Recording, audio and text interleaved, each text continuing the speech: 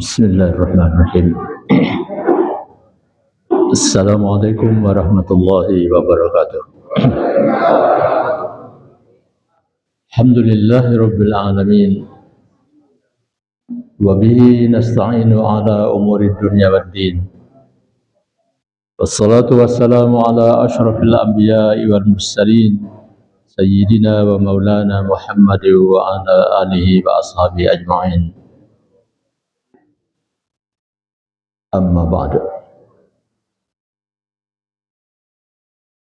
Bapak Ibu hadirin dan hadirat jamaah Masjid Al-Falah, jamaah salat maghrib bil khusus Masjid Al-Falah yang dimuliakan oleh Allah.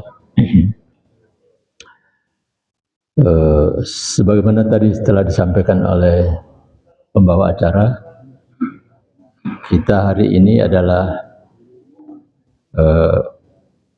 tidak seperti kajian rutin kita setiap bulan, tapi ada acara istimewa pelepasan saudara-saudara kita, khususnya jamaah dari Masjid Al-Falah. Ada berapa orang katanya yang akan berangkat tahun ini menunaikan ibadah haji di Tanah Suci. Dan saya diminta untuk menyampaikan pembekalan terlalu berat ini, pembekalan. Karena bekal yang paling utama itu adalah bekal takwa. Di dalam surat Al-Hajj, surat 22 ayat 27, Allah Subhanahu wa taala berfirman, A'udzu billahi minasyaitonir rajim. Wa adzin fin nasi bil hajji ya'tuka rijalan wa ala kulli dhamirin ya'tuna min kulli fajjin 'amiq.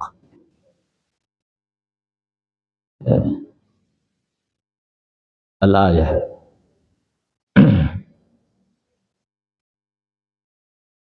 Arti sederhananya adalah wa'adzin finnas, umumkanlah kepada manusia. Bil hajj, untuk menunaikan ibadah haji. Ya'tuka rijalan wa ala kulli dhamirin, mereka akan datang baik dengan berjalan kaki maupun dengan, waktu itu masih unta, jadi disebutkan unta-unta yang kurus karena jauh perjalanan yang tempuh.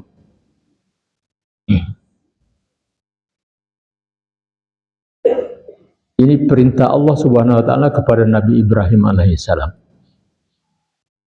Mungkin lebih dari 5.000 tahun sebelum dilahirkannya Nabi kita Muhammad sallallahu alaihi wasallam,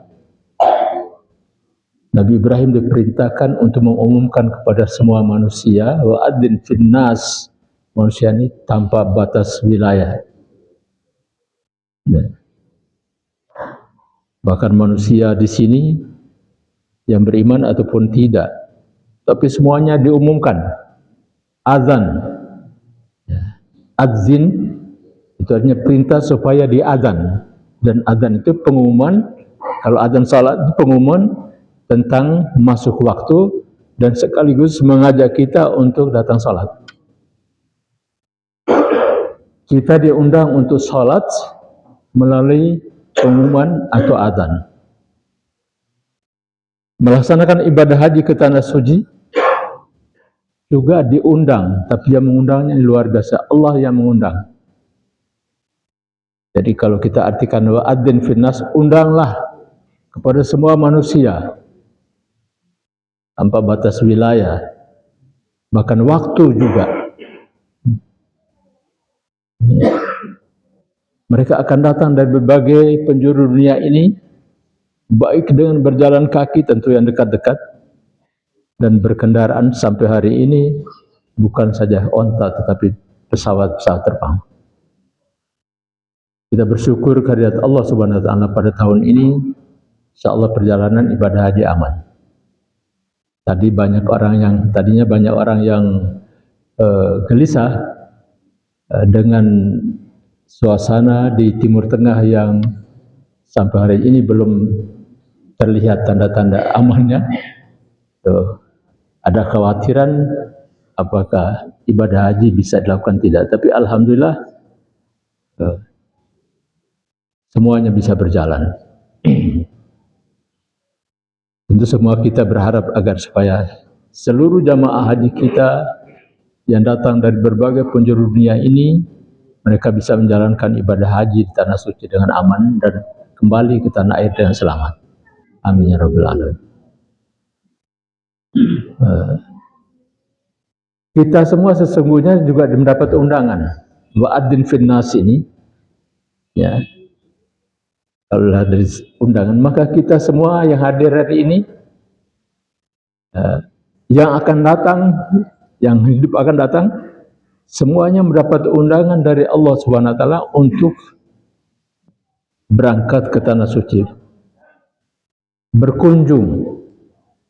Karena kata haji dan umrah itu secara bahasa dulunya adalah ziaratu baitillah, berkunjung ke Baitullah. Dan melaksanakan kalau haji mulai dari tawaf sa'i ada wukufnya. Tapi kalau umrah tidak ada wukuf di Arafah, tidak ada melontar jumrah. Tapi baik haji maupun umrah semuanya adalah dalam rangka ziaratu baitillahil haram, berkunjung ke Baitullah dan melaksanakan segala tata cara sebagaimana yang dicontohkan oleh Rasulullah sallallahu alaihi wasallam. Ya. Undangan ini, ya, karena ditujukan kepada semua manusia, tapi kemudian seperti tadi dibacakan oleh imam kita dalam surat Ali Imran ayat 97, walillahi 'alan nasi hajjul baiti man istata'a ilaihi sabila. Yang wajib memenuhi undangan ini adalah mereka yang sudah punya kemampuan istita'ah. Man istata'a ilaihi sabila, sini istita'at dijelaskan oleh Rasulullah adalah az-zadu war-rahilah. Ya. Jadi seseorang dinyatakan sudah mampu dan wajib menjalankan kewajiban ini. Kalau tidak, dalam hadis Rasulullah disebutkan matinya nanti mati Yahudi. Kalau dia sudah mampu. Az-zadu itu bekal. Dan yang kedua ar-rahilah adalah kendaraan untuk sampai ke sana. Insyaallah kendaraannya aman tadi, pesawatnya. Bekal apalagi? Saya yakin Bapak Ibu yang besok lusa akan berangkat ini, atau yang sudah berangkat sana, sudah mempersiapkan bekalnya, tidak hanya bekal materi, tapi juga bekal takwa. Karena di dalam Al-Quran disebutkan Al-Hajju Ashrum Ma'lumat itu, faman farada fihinna al-hajja fala rafatha wala fusuqa wala jidala fil hajj, dan situ kalimat wa tazawwadu fa inna khairaz zadi taqwa. Berbekalah, dan sebaik-baik yang bekal adalah bekal takwa. Nah, disinilah makna ibadah haji yang terkandung paling tidak dalam satu kalimat yang justru kalimat itu diawali oleh setiap orang yang melaksanakan ibadah haji. Kalimat yang pertama sekali diucapkan oleh para jamaah haji adalah yang kaitan dan niat. Ya. Niat yang dilafadzkan beda dengan niat kita dalam sholat. Dari contoh Rasulullah SAW tidak ada lafadznya. Boleh dilafadzkan tapi dalam hati. Usalli fardal maghrib salasa raka'atin mustaqbilal kiblati. Lagi adaan lillahi ta'ala. Saya diajarkan oleh guru agama saya dulu itu seperti itu. Tapi kita niatkan dalam hati. Imam Nawawi menyatakan bahwa niat itu mahal qalbu, niat itu tempatnya di hati, bukan di lisan ucapan. Tapi ibadah haji ini dilafadzkan. Karena memang contoh dari Rasulullah SAW seperti itu. Kalimat apa yang diucapkan pertama kali? Labbaika. Ya Bu, apa? Sudah ikut manasikan ya? Ya. Memang para ustadz mengajarkan juga niatnya, nawaitu apa? Nawaitul hajjah. Wah, saya tidak hafal tuh. Hah? Tapi niatnya itu harus dilafadzkan, yaitu dan labbaika Allahumma labbaik, labbaika Allahumma hajjan. Kalau umrah labbaika Allahumma umratan. Itu niat. Apa makna daripada labbaik di sini? Orang-orang Arab itu bahasa yang paling halus. Kalau dipanggil itu ya Muhammad, dia jawab na'am, ya. Tapi kalau dipanggil ya Muhammad, dia jawab labbaik, itu kalimat yang paling halus. Kata labbaik menunjukkan keseriusan, penuh kesungguhan, semangat, bahkan juga dalam tawadhu kepada Allah Subhanahu wa taala. Labbaika. Ya. Itu yang pertama sekali lafaz niat itu. Ya. Tapi kan tidak cukup di situ, dilanjutkan dengan labbaika Allahumma labbaik, labbaika la syarika laka labbaik, innal hamda wan ni'mata laka wal mulk la syarika lak. Jadi kalimat lafaz labbaik ini adalah kalimat tauhid, kata Rasulullah SAW. Kita mentauhidkan Allah Subhanahu wa taala pada saat kita berniat haji ataupun umrah, dan ucapan labbaika Allahumma hajjan atau labbaika Allahumma umratan. Aku sambut panggilanmu tadi. Sambutan panggilan yang diserukan oleh Nabi Ibrahim alaihissalam di masa itu, jadi tercakup dalam surat Al-Hajj ayat 27 tadi, wa adzin fin nasi bil hajj. Undang itu sampai ke kita, dan kita karena sudah mempunyai kewajiban ini, kita datang penuhi panggilan itu dengan labbaika Allahumma labbaik. Masih kita ucapkan lagi. Bahkan disunahkan ya, selama dalam perjalanan, karena jamaah kita ini gelombang pertama, jadi mereka baru mulai melaksanakan tata cara ibadah haji dan umrah itu di Madinah. Ya, transit dulu di Madinah. Gelombang pertama, gelombang kedua itu sudah mendekati haji, ya dari Jakarta itu langsung Mekah, langsung Jeddah dan terus ke Mekah. Tapi kalau sekarang dia harus ke Madinah dulu. Nah di Madinah baru mulai pelaksanaan tata cara ibadah haji ini. Jadi tata cara ibadah haji itu satu paket dengan umroh, satu paket dan umroh. Dimana kalau hajinya sendiri baru dilakukan pada tanggal 8 Zulhijjah, mulai berangkat dari Mekah menuju Arafah. Ya, tanggal 8 Zulhijjah itu hari Tarwiyah. Itu semua jamaah yang sudah berkumpul di kota Mekah akan berangkat untuk wukuf di Arafah. Dari situ mulai niat haji. Tapi kalau sekarang sudah di Madinah, maka niatnya bukan haji dulu, tapi umrah dulu. Labbaika Allahumma umratan. Itulah satu paket dengan haji, sehingga disebut dengan haji tamattu. Jadi ada 3 macam haji yang dicontohkan oleh Rasulullah Sallallahu Alaihi Wasallam. Itu haji tamattu, haji qiran, dan haji ifrat. Biasanya haji ifrat kalau yang berangkat dari sini sudah dekat-dekat haji, sudah dekat-dekat waktu menjelang wukuf di Arafah. Tapi kalau dia transit di Madinah seperti sekarang ini, itu pada umumnya dia niatnya ada umrah dulu.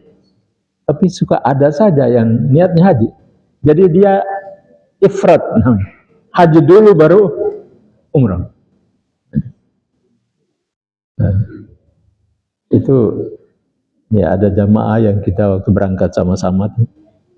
Saya setiap hari perhatikan setelah sampai di Mekah, kok sudah selesai tawaf sa'i, kita semuanya sudah pada melepaskan ihram, dia tidak lepas. Oh ternyata hajinya haji ifrat. Niatnya dari Madinah itu haji dulu. Nanti setelah selesai haji baru dia umrah.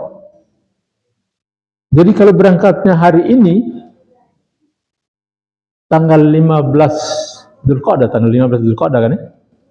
Menunggu nanti sampai tanggal 8 berarti sekitar berapa puluh hari itu dia tetap dalam keadaan kainnya ihram. Karena niatnya adalah ifrat. Gitu.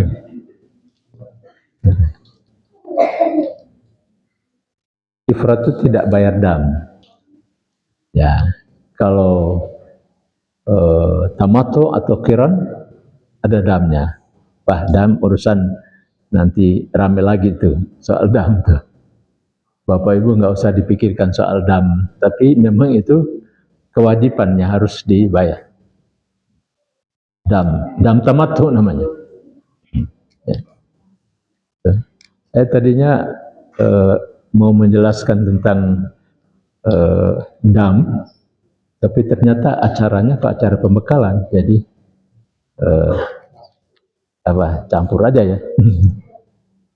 Saya ingin fokusnya pada niat tadi.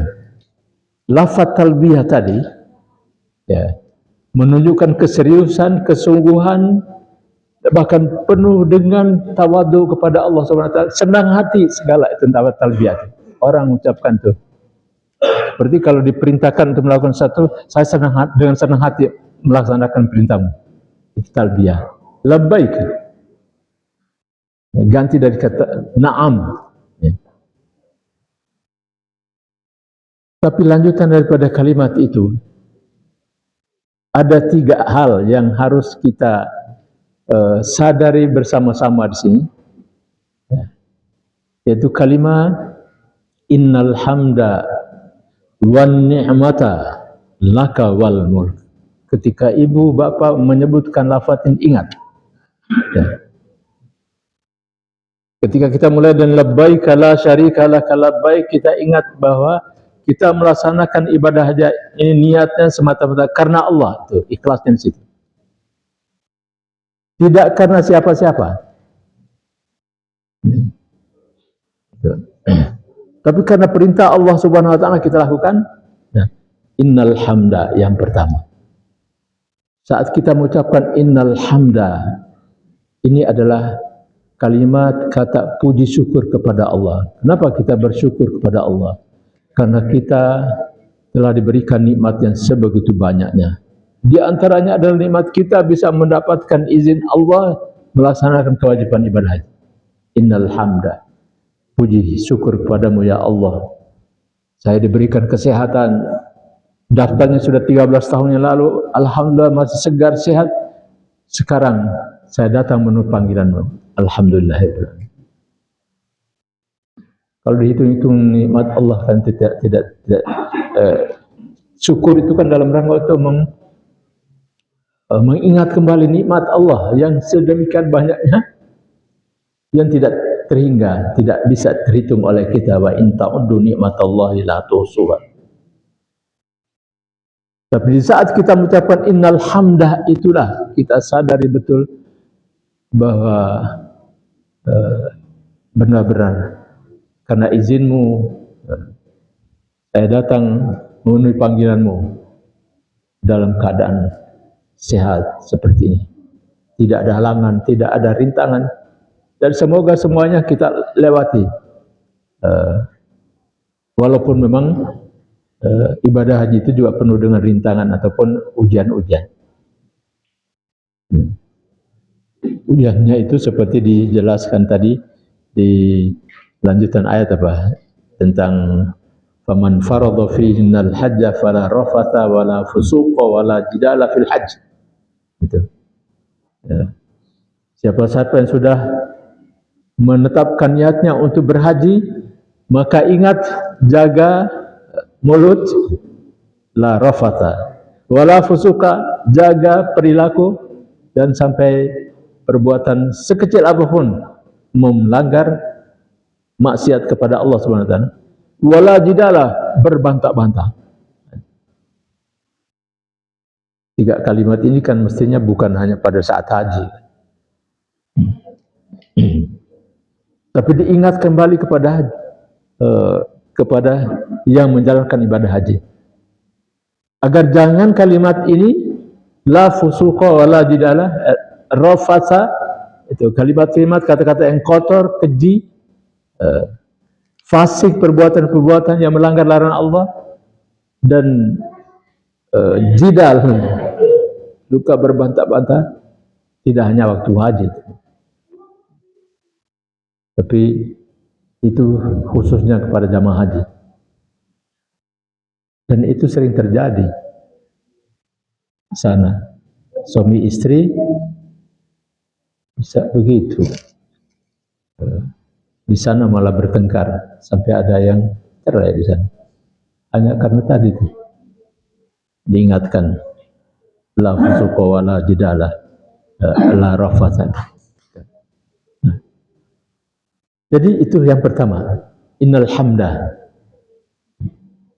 wan ni'mata, seakan Allah mengingatkan kepada kalian, kepada kita semuanya, bahwa nikmat tidak bisa dihitung oleh kita begitu banyak. Tapi kita ingat, nikmat yang terbesar adalah nikmat iman dan Islam. Kita bisa melaksanakan perintah Allah ini karena kita beriman. Sebagaimana kita bisa menjalankan ibadah puasa Ramadan karena kita beriman. Kalau tidak beriman, walaupun dia mengaku puasa, puasa tidak diterima oleh Allah, atau pura-pura puasa karena memang dia tidak beriman. Nikmat iman dan Islam adalah nikmat yang terbesar, ya. Yang mengharapkan kepada kita agar supaya kembali dari haji, imannya tetap kokoh, teguh, bahkan bertambah, dan keislamannya pun juga semakin bertambah. Nah, karena itulah Rasulullah SAW menyatakan bahwa keutamaan dari ibadah haji itu, ya, hajjun mabrurun laisa lahu jazaa'un illal jannah. Haji mabrur itu, mereka yang berhasil meraih haji mabrur itu tidak ada balasannya kecuali surga. Siti Aisyah radhiyallahu anha meminta kepada Rasulullah, ingin syahid di medan perang. Wahai Rasulullah, laki-laki kok diperintahkan mereka untuk perang, kenapa wanita tidak? Kami juga ingin ikut. Tapi Rasulullah SAW mengatakan, haji mabrur kalian itu juga jaminannya adalah surga. Ya. Karena itu ingat akan nikmat anugerah Allah Subhanahu wa taala kepada kita, terutama adalah nikmat iman dan Islam yang mendorong kita untuk menjalankan segala perintah-perintah Allah, menjauhi larang-larangnya, mencapai tingkat takwa, dan takwa adalah kemuliaan yang paling mulia dinilai oleh Allah Subhanahu wa taala. Karena itu Rasulullah SAW ditanya tentang di antara ciri-ciri haji mabrur itu apa? Dia katakan it'amu ta'am wa ifsa'us salam. Memberi makan dan menebarkan salam perdamaian. Artinya di antara ciri haji mabrur itu, setelah kembali dari sana, dia punya kepedulian sosial selalu. tidak berhenti. Dan kehadirannya di tengah-tengah kehidupan masyarakat lingkungannya semuanya menjadi aman. Karena dia selalu temanya adalah menebarkan assalam, perdamaian, keamanan. Itu kata Rasulullah SAW. Di antara ciri haji mabrur adalah bila dia kembali dari sana, kebaikan-kebaikannya bertambah. Dan di antaranya adalah tentang it'amu ta'am, ini memberi makan. It'amu ta'am, orang yang butuh. Dan ifsya'us salam itu menebarkan perdamaian.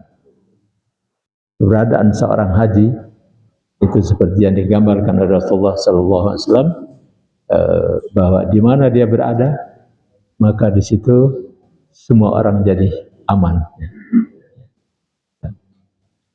Innal hamda wan ni'mata, innal hamda laka wan ni'mata laka wal mulk laka. Hanya disatukan jadi innal hamda wan ni'mata laka wal mulk. Puji bagi Allah, segala puji bagi Allah, milik engkau. Nikmat juga anugerah engkau ya Allah. Dan yang ketiga adalah al-mulk, kekuasaan. Ini mengingatkan kepada kita, ya, ketika kita memakai kostum ihram, kain ihram, di situ terasa. Itu yang Allah ingatkan kepada kita, wal mulk, milik Allah.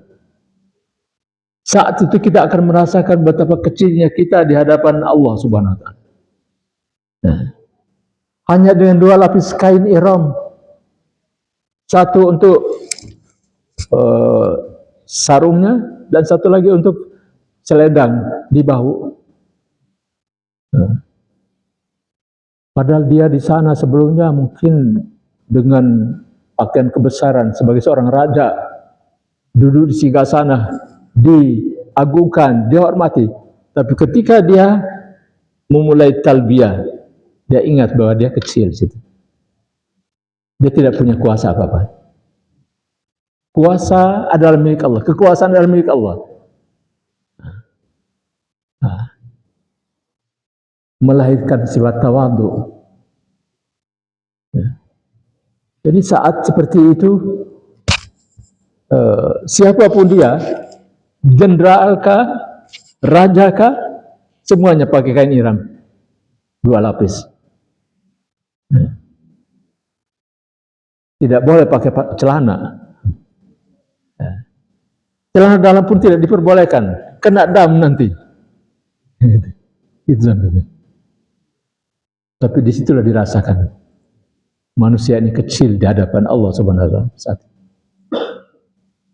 Sebelum berangkat dia punya kekayaan, bisa beli pulau, tapi ketika dia memakai, ketika dia talbiyah, dia ingat dia tidak punya kuasa apa-apa. Yang punya kuasa hanyalah Allah Subhanahu wa Ta'ala. Nah, disinilah kita harus tawakal. Mulai dari syukur nikmat tadi, puji syukur pada Allah, kemudian nikmat kita ingat, dan semuanya ini kita tidak punya kuasa apa-apa. Jabatan kita tidak ada apa-apanya, kekayaan kita tidak ada apa-apanya. Yang ada adalah Allah Subhanahu wa Ta'ala yang punya kuasa. Maka disitulah kita pasrahkan diri kita tadi dengan ucapan labbaik itu. Seakan kita juga pasrahkan diri kita. Apa saja yang engkau mau, kami akan taati, kami akan ikuti. Kira-kira begitu. Kalau dalam militer, pokoknya siap, mau diapakan, dia siap untuk menjalankannya. Itulah ibadah haji. Dia tidak punya kuasa apa-apa. Tapi dengan nawa itu, dengan kesadaran seperti itu, membuat segalanya jadi ringan. Karena tidak sedikit orang yang itu baru sampai di Jeddah itu sudah jadi masalah. sampai di Mekah sudah jadi masalah. Hanya karena tadi berpikir yang macam-macam. Padahal semuanya saat kita mengucapkan labbaik Allahumma labbaik, tinggalkan semua urusan dunia ini. Ya. Kalau misalnya ada keluarga yang ditinggal, anak, istri misalnya, kalau yang pergi bapaknya, yang ada di hadapan kita, ada di hati kita adalah Allah. Kalau kita sudah nitipkannya kepada Allah saat kita berangkat. Itu. 4 menit lagi. Apa? 5 menit lagi, 5 detik. Nah kita jam 7 tepat mulai azannya. Ya. Ya. Jadi di saat itulah kita pasrahkan diri kita, tentu dengan mohon hanya Allah yang mau diapakan kita terima, kita ridho dengan apa yang diperlakukan oleh Allah kepada kita. Tapi Allah Maha tahu. Ketika nawaitu kita yang suci tadi, yang murni, kemudian kita jalankan segala manasik, ketentuan ibadah haji ini sesuai dengan contoh dari Rasulullah Sallallahu Alaihi Wasallam. Ya, dengan selalu pasrah kepada Allah, tawakal kepadanya. Ya. Baru kita serahkan diri kita sambil menjalankan segala manasik yang kita sudah pelajari itu. Insya Allah segalanya bisa berjalan, tidak ada beban, dan yang berat insya Allah menjadi ringan, yang sulit menjadi gampang. Justru yang sering terjadi, yang tadinya gampang dari sini sampai sana sulit, atau yang tadi rasanya ringan sampai sana berat, itu akibat dari tadi salah memasang niat. Yaitu saat itu dia masih terpengaruh oleh kehidupan duniawi. Padahal Allah Subhanahu wa taala mengingatkan setelah selesai, itu memberi isyarat bahwa jangan ingat apa-apa kecuali ingatannya kepada Allah dan jalankan perintahnya selama tanah suci. Tapi di akhir haji, di akhir surat Al-Baqarah disebutkan bahwa apabila mereka telah selesai dari menjalankan ibadah haji,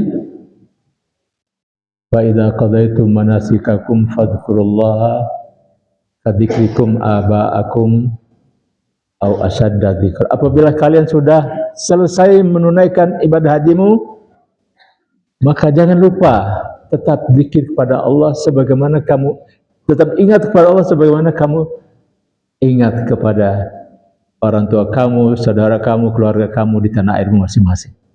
Itu artinya ketika kita mulai niat, hendaklah kita lupakan dulu semua yang berkaitan dengan urusan dunia, dan yang ada di hati kita, di depan kita hanyalah Allah, dan kita siap untuk menjalankan seluruh manasik itu.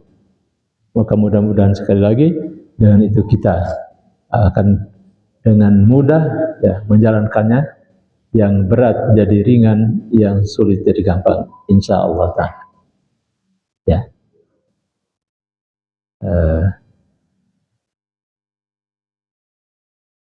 Ya. Demikian barangkali ya.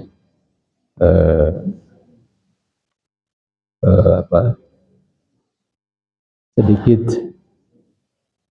bekal atau pesan untuk Bapak Ibu yang akan menjalankan kewajiban ibadah haji. Untuk kita semua yang hadir juga berikan doa restu agar supaya perjalanan mereka ya, selalu dalam lindungan Allah. Ibadah yang mereka lakukan mudah-mudahan diridhoi, diterima ya, dan semoga mereka kembali menjadi hajjun mabrurun laisa lahu jazaa'un illal jannah. Demikian kurang lebihnya, mohon dimaafkan. Billahi taufiq wal hidayah. Wassalamualaikum warahmatullahi wabarakatuh.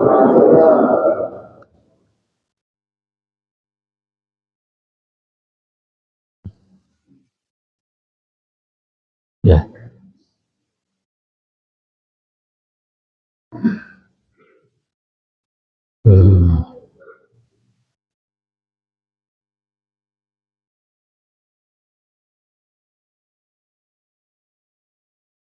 Acara doanya kan nanti ya, bukan sekarang kan? Tadi susunan acaranya tadi apa itu?